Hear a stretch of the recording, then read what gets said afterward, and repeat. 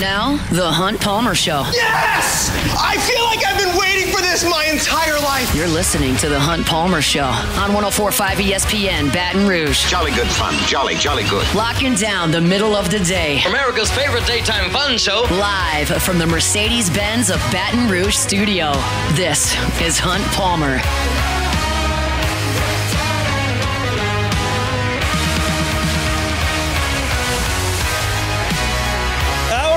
Wednesday edition of the Hunt Palmer Show. Half that work week in the rear view mirror. Appreciate you hanging out with us. We are officially working towards the weekend. It's a football weekend down here in South Louisiana. Actually gets started a little bit early. Saints and Broncos from the Dome, Thursday night football. And as we know, it's going to be a super emotional evening in that Dome. Obviously, people in New Orleans not over the moon with the way things have gone with the Saints the last month. That's going to show up on Thursday night. Sean Payton also going to show up on Thursday night. Drew Brees also going to show up on Thursday night. And all those factors at play are going to be very, very interesting to see what the energy is like inside Caesars Superdome.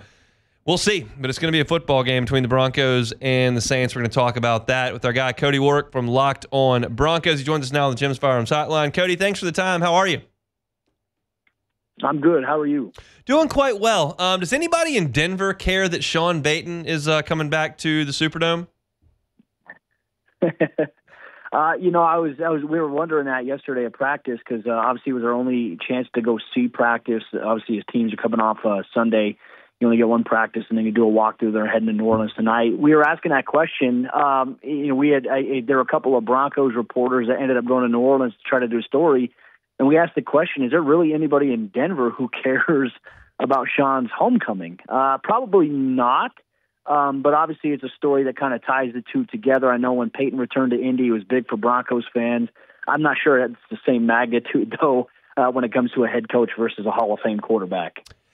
You know, it's interesting you say that. I think it might. I mean, I think Drew Brees is more beloved in New Orleans, but this franchise for its entire history has been a joke, except for the blip that Sean Payton took the reins for 15 years. And that's definitely going to be a heavy on people's minds, especially considering the fact that the guy that took his place, Dennis Allen, may be on his way out in short order if things continue the way that they are. It's going to be a really emotional night inside the Superdome on Thursday. How do people in Denver feel about Sean Payton?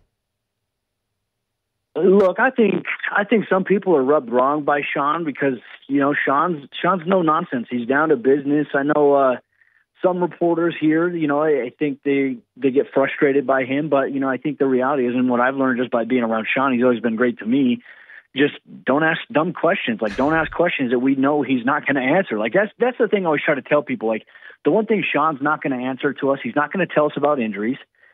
He's not going to give away anything that has anything to do with strategy or formations or anything like that, tendencies. So, but I don't know why people keep asking those same questions, knowing he's not going to give us an answer. So, I've had nothing but great experiences for Sean.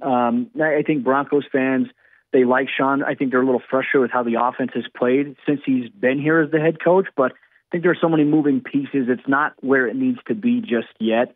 But he helped snap the streak to the Chiefs and the streak to the Raiders a couple weeks ago. That's something I think is very big in the eyes of the fan base. Yeah, it was a little bit bumpy start this year with Bo Nix, a rookie under center, but things have been a little bit better as far as the team goes the last month. What's been the improvement and why have they rattled off a few wins? Well, they've gotten off slow starts in the first half, but they've been able to get off to a little bit of a more efficient second half performance. Defensively, they've been really good through the first 5 weeks. Week 6, there was the one game where the defense was kind of having a letdown. They couldn't get off the field on third down, and there was a game where they needed the offense to help them out. Unfortunately, they couldn't do that.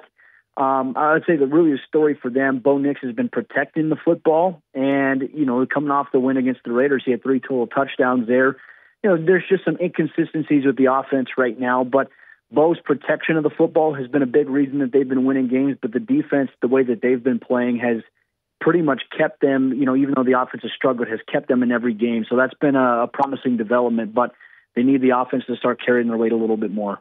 What would you say the identity of the Broncos offense is right now? Undefined at this point. I would say they don't know that just yet. They're trying to figure that out. And the biggest thing is early down efficiency. They're not very good at that right now. First down, they struggle. They sometimes either gain 1 yard or they go backwards 1 or 2 yards, or if you have a penalty. And then from that point forward, it makes it to where they have third and unmanageable situations for them, and they're not executing those at a high rate. So that's really defining this offense right now, and really it's the little details that are causing the biggest issues here for Denver. They got a couple of injuries on the offensive line. Mike McGlinchey, they just opened up his window to return from IR. I doubt he plays on Thursday night, considering he hasn't practiced yet. I mean, he was at the walkthrough yesterday, but that was his first day doing on-field stuff with the team. So I think so much of this is just trying to figure out how to keep everybody healthy and try to find a way to run the ball. I think if they're going to find an identity, everything will open up the moment they can find a way to consistently run the ball and produce positive yards, which they haven't been able to do so at a consistent rate. I saw McGlinchey was able to walk through yesterday. Pat Surtain, concussion, did not practice yesterday. Any update there? I haven't seen anything today. Forgive me. Yeah, no, he's not going to play this week. He's going to be out. He'll more likely return next weekend against the Carolina Panthers. So you're going to see Jaquan McMillan, Riley Moss, and veteran Levi Wallace get a majority share of the reps at cornerback this week, obviously in place of Pat. I mean, that's a big loss, but as things are trending as well, I know for the New Orleans side, no Olave, no Rashid Shaheed, those are also big counterpoints there. But, it's Thursday Night Football. Anything crazy can happen. There's no doubt. The Saints are a mass unit offensively, and they've obviously got Spencer Rattler under center. Broncos' defense has been very, very good. What do you think their approach is going to be against the Saints offense? I think a lot of it's going to be trying to contain Alvin Kamara, which obviously that's a challenge. The one thing I think the Saints looked at on film this week, they saw that the Broncos gave up a wheel route for a touchdown to a Chargers running back last week. And if anything, I'm looking at that and saying, hey, why not try to get that to Alvin Kamara, get a nice late one-on-one against Cody Barton, the inside linebacker, try to get a little bit of a rub there and get Kamara free. That's been a play that's hurt the Broncos twice this season through the first 6 weeks. So that might be something the Saints look at. But I think for them defensively, if they get a young quarterback in there and Spencer Rattler who can make, a wide variety of different throws, he can get outside the pocket. He's elusive in that nature, but you have to find a way to, either bring him down, like sack him, or more so force him out of the pocket, but also take away his lanes to run there. Denver, I think their contain this year has been really good in terms of their outside linebackers, especially against some athletic scramble quarterbacks. But you're just going to have to be there to try to get pressure on Rattler, and then your defensive backs have to be in position to make plays, especially if that pressure gets home. You look at Nick Bonito, one of the Broncos starting outside linebackers, sack in 4 straight games, the first Bronco to do so since Von Miller. So they're looking to continue to build that streak and get after the quarterback. I'm looking at the Broncos' road slate late in the season at Baltimore, at Kansas City. Still got to go to Cincinnati as well as Los Angeles to play the Chargers, the Chiefs at home a little bit later. There's some really tough football games in the back end of the schedule. How big is this one at New Orleans before kind of a semi-long week and you get Carolina coming to Denver?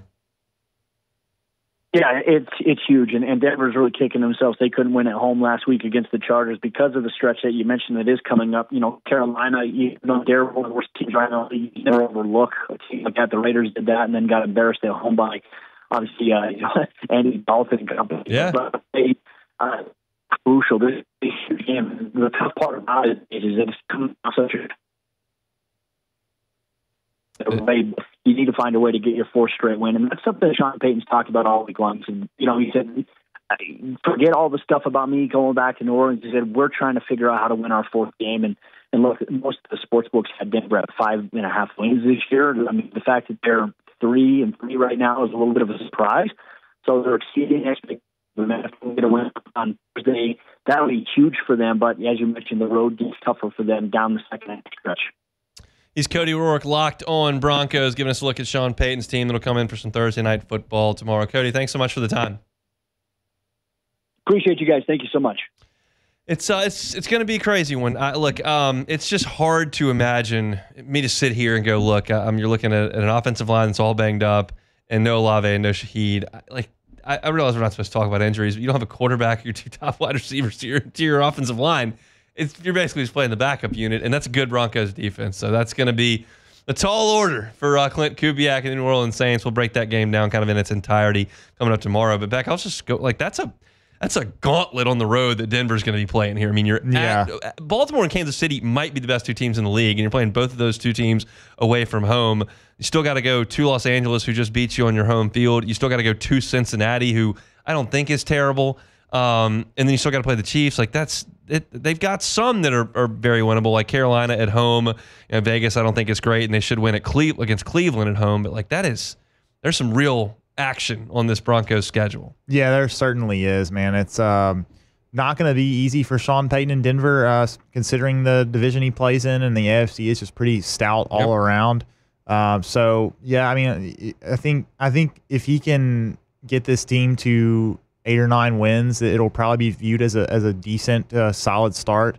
Depending on how Bo Nix continues to develop, but yeah, that's a tough stretch. Whereas opposed to the Saints, who actually have a lighter, latter half of the season. Not that it seems like it's going to matter, unfortunately, especially if they lose tomorrow. We'll see. We'll break it down in its entirety tomorrow. Here's some sound from Dennis Allen. We'll have a practice report up with attendance from Ross Jackson. That's obviously at LouisianaSports.net. That's obviously a huge story here is like who can they get available and ready to go. So maybe hint on that before we get to the end of the show. My SEC football power rankings coming up in 15 minutes. When we come back, the SEC and Big Ten are chatting about scheduling. What does that mean for the future of college football? I've got my thoughts. We'll do that next. The Hunt Palmer Show. Highland Insurance Group, HighlandIG.com. Jonathan Carbo and his team right here in Baton Rouge. They're as good as it gets. I've had a couple of long conversations with Jonathan about insurance and obviously spent 7 years doing that and know the good and the bad of what's in that industry. And in my experience, the bad has generally been going with the guy who says, hey, I can save you 18% and not knowing where that 18% in savings is coming from. Well, yeah, if you cut out some coverages, you can save some cash. And you've got folks in the industry that'll look to do that and just hope that claim doesn't come and it's not covered. That is the nightmare.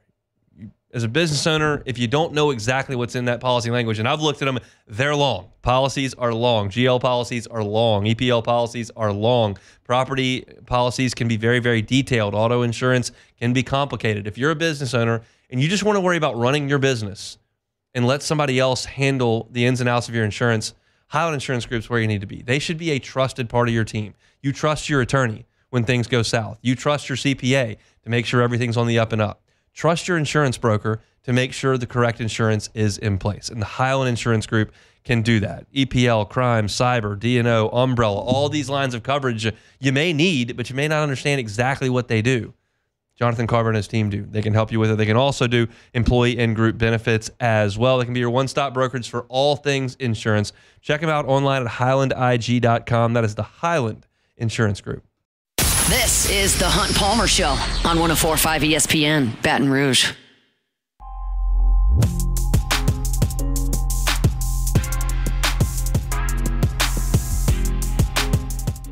Congratulations to Cecil Thomas from St. Francisville. Cecil is the Week 7 winner in our 2024 College Football Pick'em Contest and wins a Hooters wing party for 10 people. Don't forget to make your picks for Round 8 by tomorrow, Thursday at noon. Weekly winners will receive a Hooters wing party for 10 people, and the first place season-long champion will receive a 75-inch 4K flat-screen TV and soundbar plus free Hooters wings for an entire year.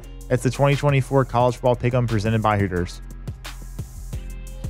Well, Dan Lanning does not have a conference championship to his name as a head coach, nor a national championship, but he can put this feather in his cap. He made him change the rule book, and they did it pretty quickly. Yahoo Sports, Ross Dellinger and the team there have uncovered a new rules interpretation that's going to be plugged into the rule book. I don't know when it's going to be put in place, but probably pretty quickly here, where if you are flagged for an illegal participation inside the last 2 minutes of the game, the offense can choose to have the game clock reset back to the snap time. So it's an easy fix. Obviously, Oregon threw a 12th man out there to try to prevent a big play on 3rd and 25, and we're able to do that. And the clock took 6 seconds, ticked off the clock, and obviously Ohio State ran out of time, and they're not going to let that happen anymore. So that's going to be a quick fix for them. No big deal there, but that'll be what the rules are moving forward. What could be a big deal is the meeting that went on in Nashville last week. Ross Dellinger reporting from Yahoo yesterday saying that there was a joint meeting between the SEC and the Big Ten, and the commissioners are openly acknowledging that they're looking at a scheduling partnership and that it is expected to happen at some point. This is very obvious. This was always going to happen. And what this is going to do is that it's going to take away LSU versus Grambling, and it's going to take away LSU versus Nichols, and it's going to take away LSU versus ULM. And LSU is going to go play Purdue. And they're going to go play Michigan State, and Michigan State's going to go play Florida, and Florida's going to play Minnesota, and that's what this is going to look like in time. I don't know the extent of the agreement, if it's 1 game a year, if it's 2 games a year, if eventually it becomes to all games, because how do you create the superpower? Well, you take the Big Ten and you take the SEC and you put their schedules together, and then you say, here's what we got, television networks, get your wallet out. And that's where the biggest payday is going to come in. Because an SEC contract, independent of the Big Ten, and a Big Ten contract, independent of the SEC, if you add those 2 numbers together, it is smaller, in my estimation, than a contract that includes both of them and none of the G5.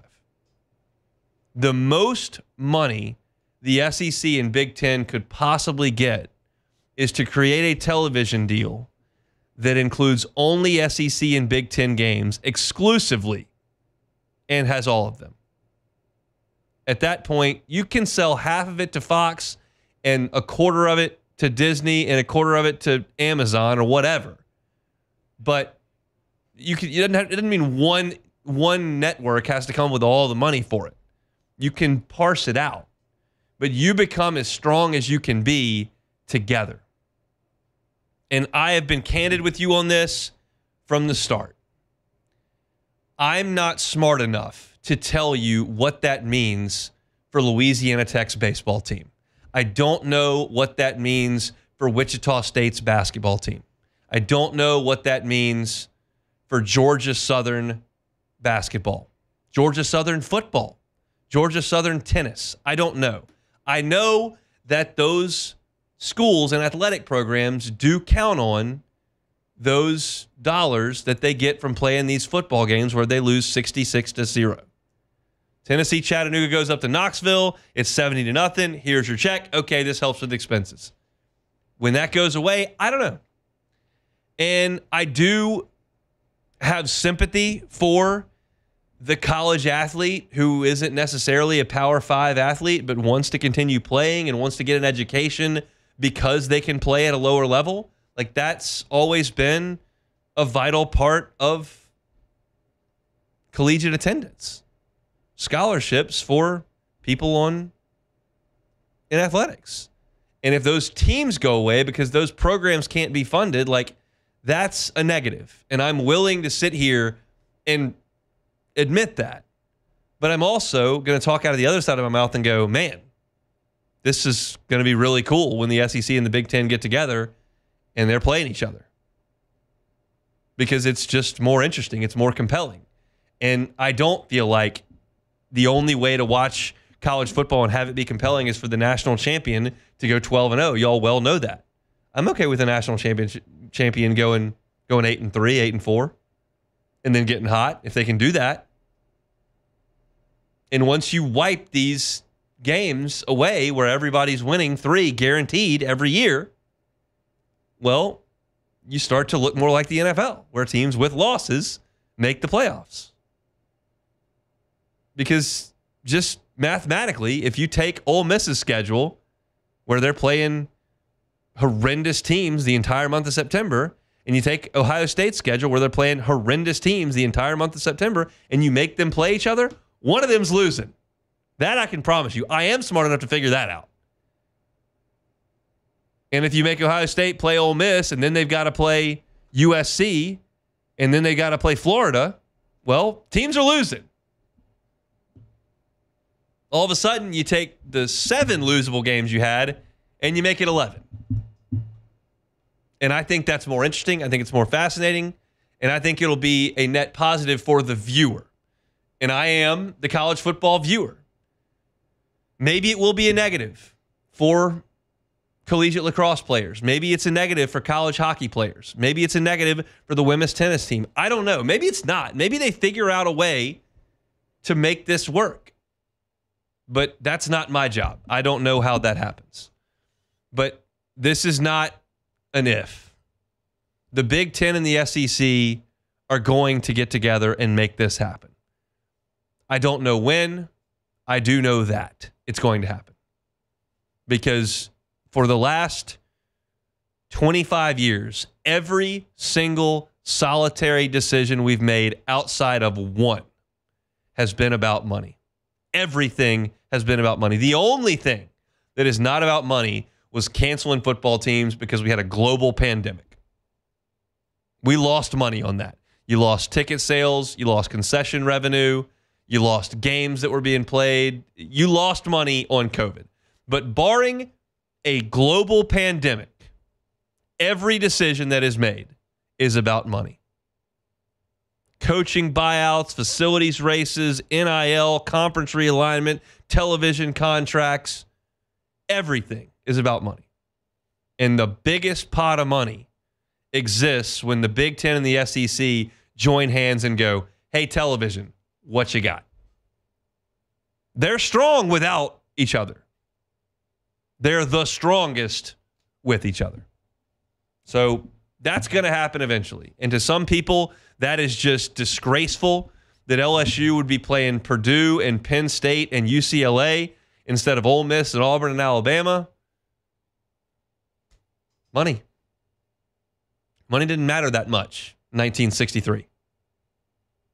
It does now. It makes all the decisions. So that's where this thing is absolutely headed. If you want to read more about it, go follow Ross on Twitter, which I'm sure you all already do, at Ross Dellinger. And you can read all about all the goings on in college football that are not necessarily X's and O's related. Conference realignment, rule book changes because of Dan Lanning, and then obviously the television contracts that will happen at some point here in the future. We'll step aside. Back. It is time for some SEC football power rankings. We'll do that next.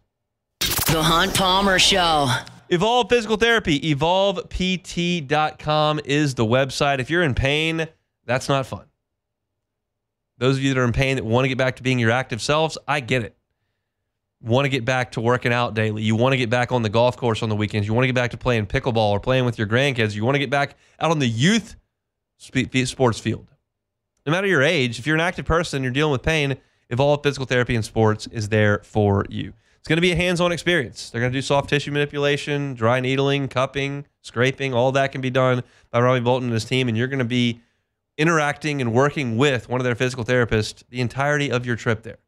They've got the highest end in technology over at Evolve Physical Therapy and Sports. They can do isokinetic testing to measure your strength returning. Go check them out, especially if you've had a bad physical therapy experience. They're on Starring near Highland Road. You can check them out online, evolvept.com. It's Evolve Physical Therapy and Sports, evolvept.com. You're listening to The Hunt Palmer Show on 104.5 ESPN, Baton Rouge.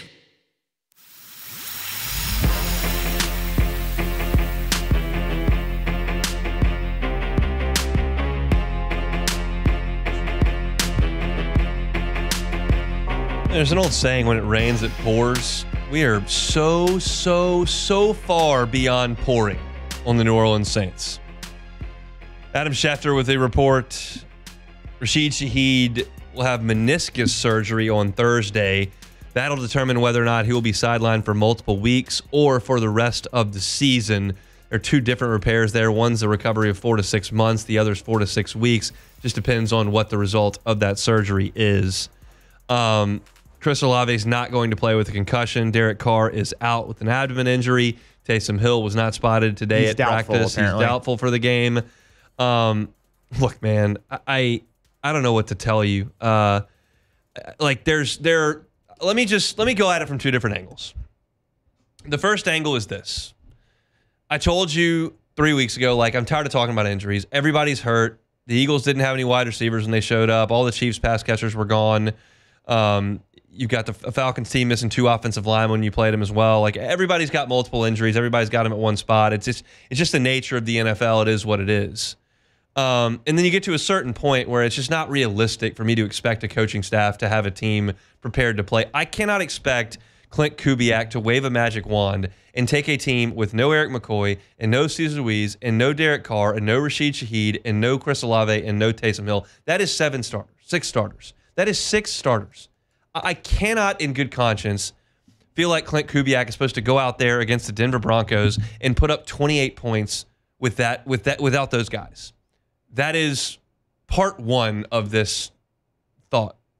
Part two of the thought is you entered this season without quality depth at wide receiver. You did not have enough NFL caliber wide receivers on your roster. Cedric Wilson is a journeyman. Equinemius St. Brown, Bub Means. Obviously, you did not have enough good wide receivers. And so when you looked at the potential of Rashid Shaheed and Chris Olave, you're like, that's pretty good. But after that, it was crap. You cut A.T. Perry. They missed on some draft picks. They haven't signed some great players in free agency. And you probably could go out and sign some players in free agency if you had any salary cap room whatsoever.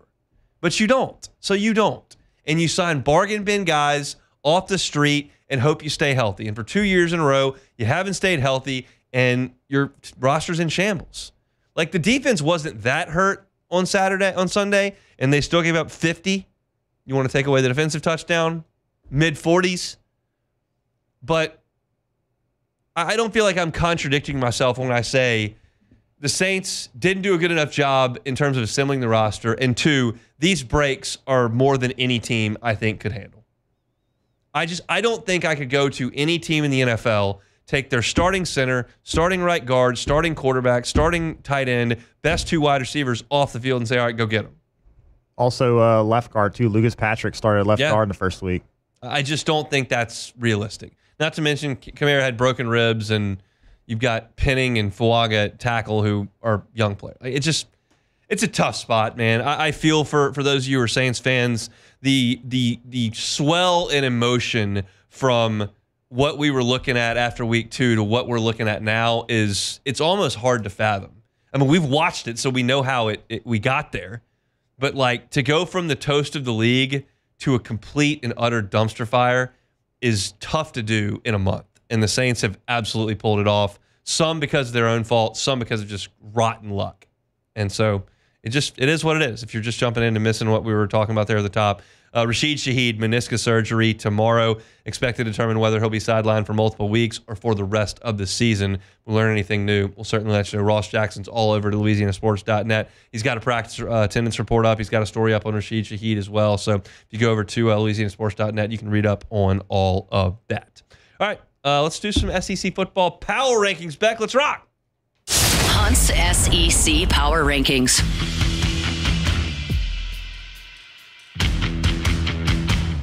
Texas A&M! Nope. That's the wrong button. I promise you I didn't put them Texas first. Longhorns. Texas Longhorns are first. They physically mauled Michigan and Oklahoma. They're just a bigger, badder team than those two. Quinn Ewers needs a little bit more rhythm than what he was in the first half in Dallas, but they're really, really good.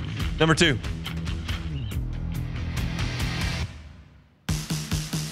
The Georgia Bulldogs. I don't know what that was on defense. They go up 31 points to Mississippi State. That's not any good, but Carson Beck's throwing it around a little bit.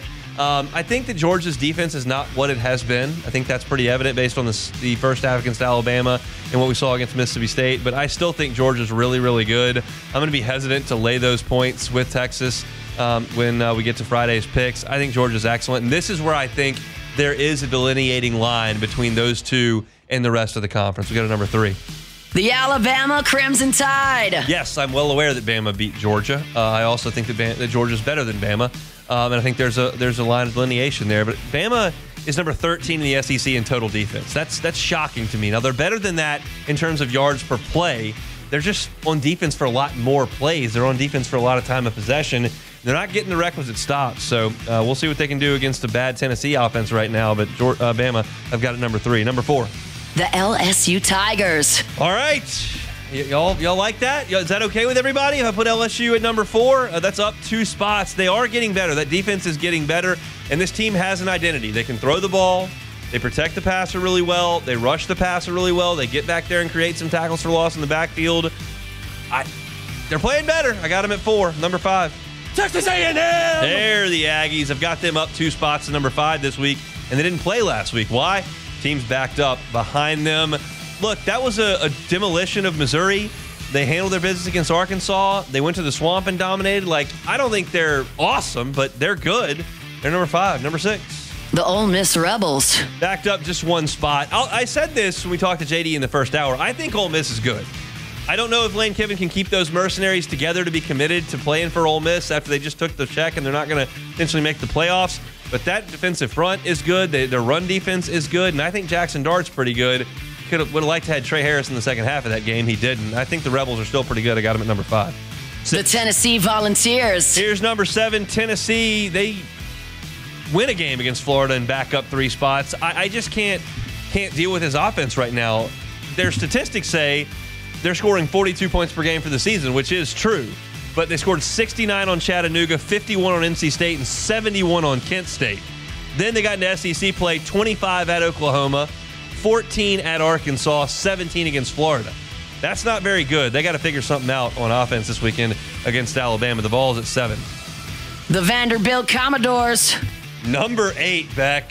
We're doing things here, Hunt. Amazing work. Moves. You are now officially in the top half of the Southeastern Conference.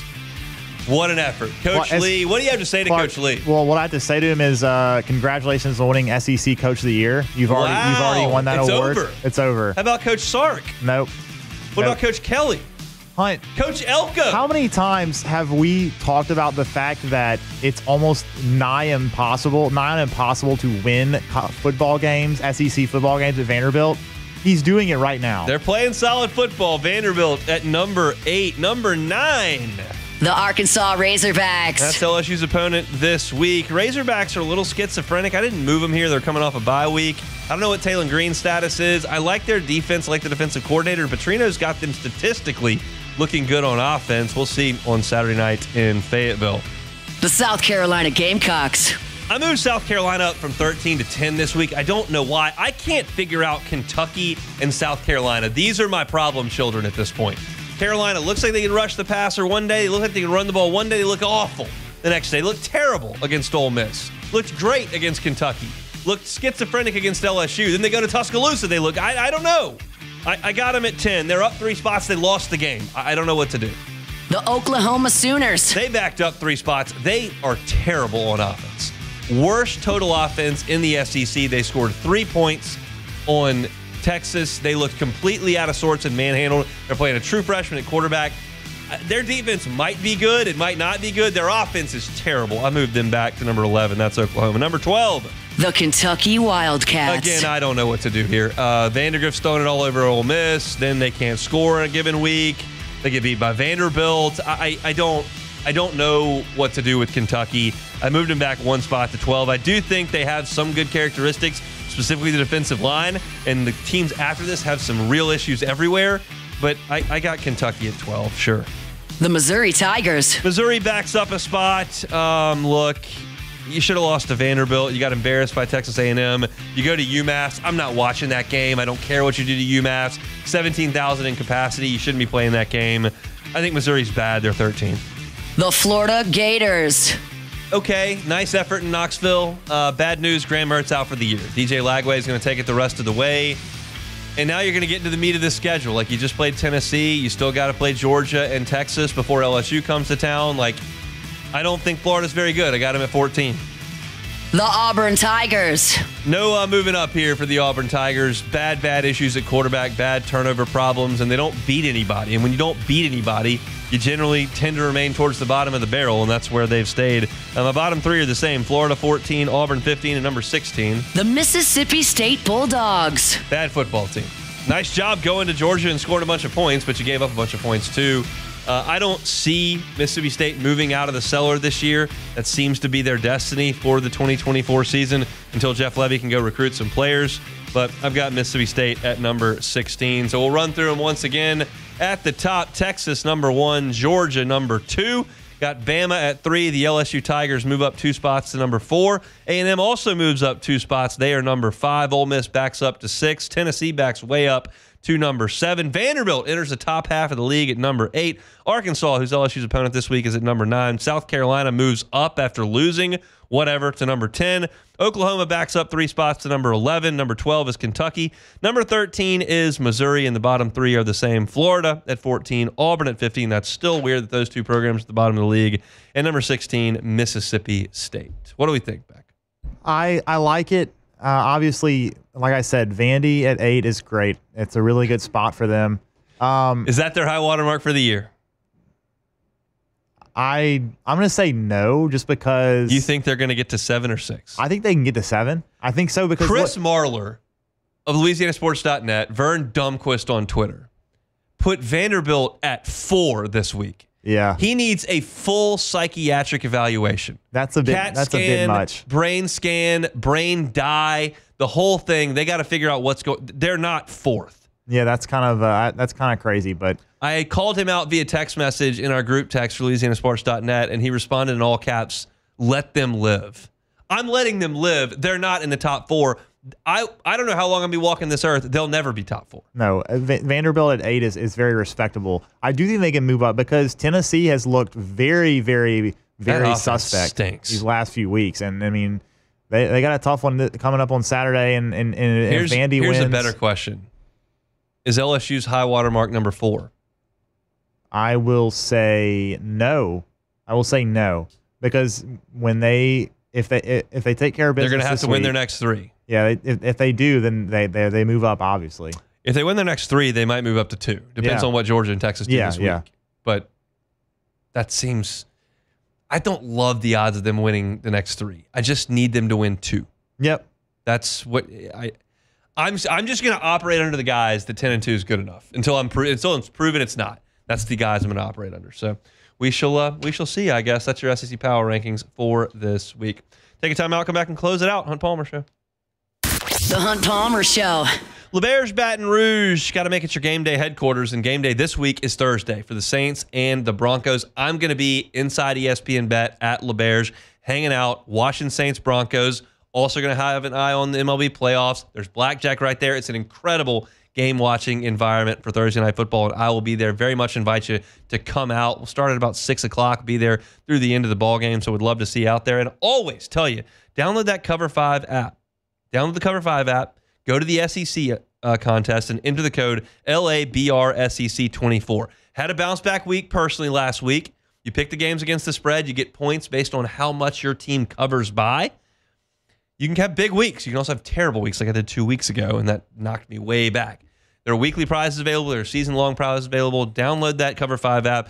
Put in the promo code LABRSEC24. Compete against me and dozens of other listeners here at ESPN Baton Rouge. If you're not a member, get the Pen Play app today. LeBear's Baton Rouge, your live sports headquarters. Must be 21 years or older. Gambling problem? Call 1-800-589-9966 for help. You're listening to the Hunt Palmer Show with former Texas A&M Yell leader Hunt Palmer. Giga Maggies.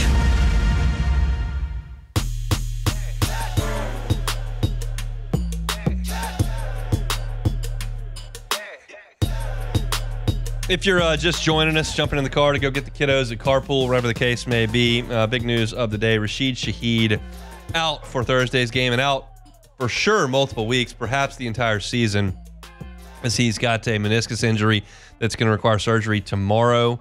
When they do the surgery, they'll determine whether or not he misses 3 to 4 weeks or the rest of the season. Chris Olave out with a concussion.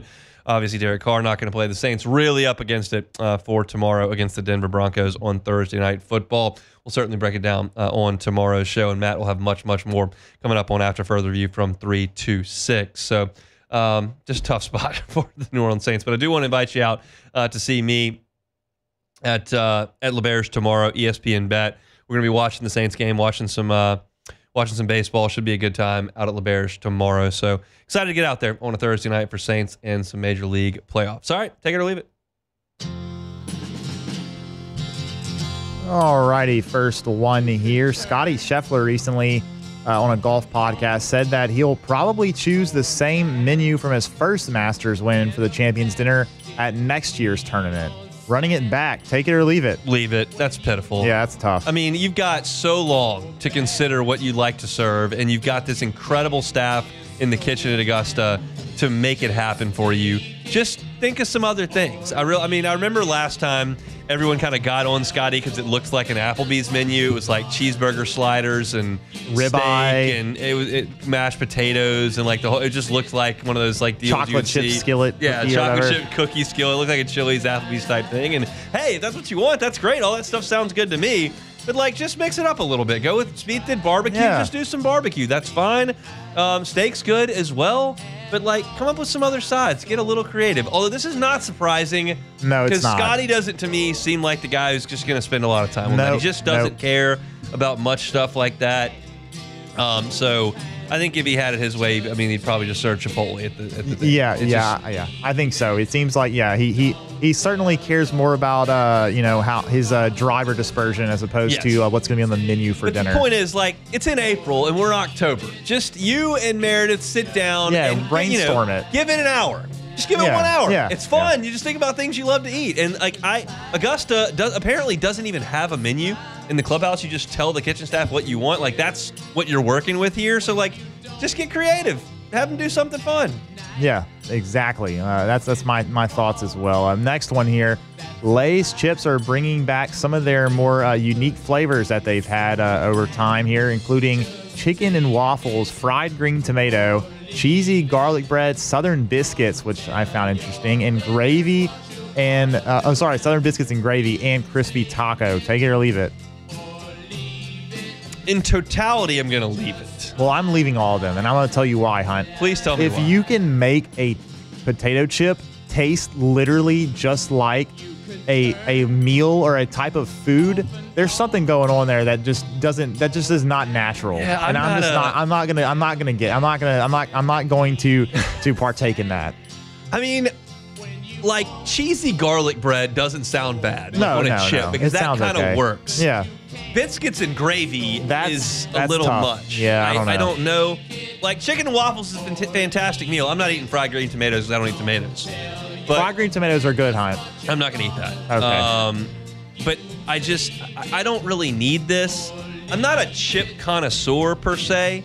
I would say probably once a month I grab a bag of Cheetos, which I did yesterday from the vending machine downstairs. Okay. That's a nice little treat there on a random Tuesday, just trying to get through the day. But I'm not trying to go nuts on chip flavors. Like, if I'm gonna get like a bag of chips, like, it's probably gonna be sour cream and onion, like cheddar and sour cream, or like plain.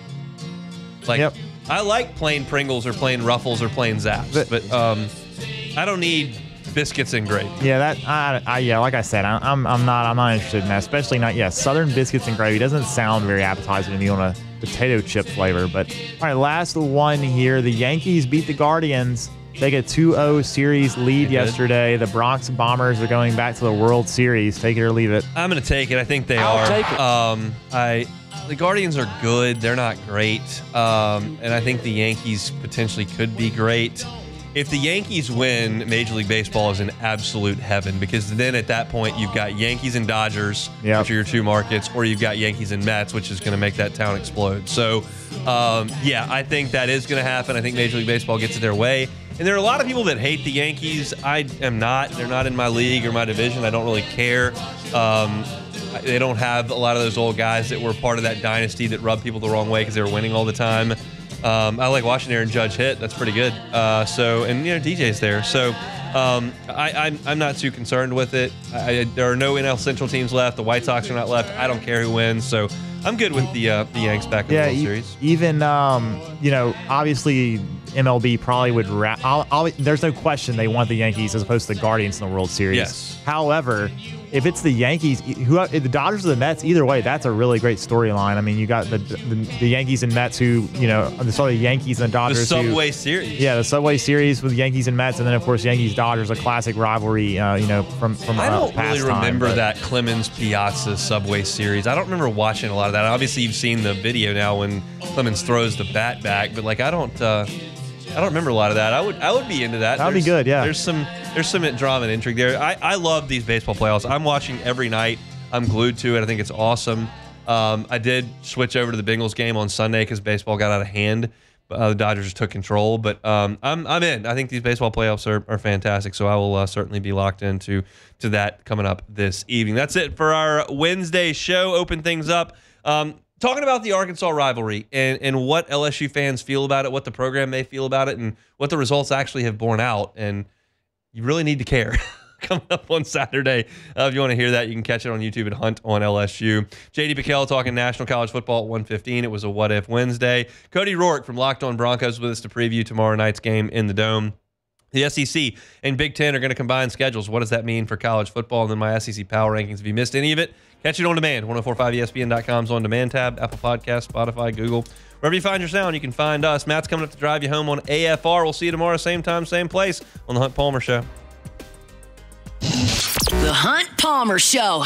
Genesis of Baton Rouge. Check out their inventory online at genesisofbatonrouge.com.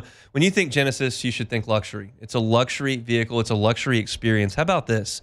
When you purchase a new Genesis from the Genesis of Baton Rouge dealership, you're going to get a 10-year, 100,000-mile warranty. You're also going to get 3 years of complimentary maintenance. And that's not just drive in and get them to work on your car, complimentary services. It's valet complimentary maintenance. So you drive to work, you call up the dealership and say, hey, y'all come get my car, handle the oil change, handle the wipers, handle the cabin air filter.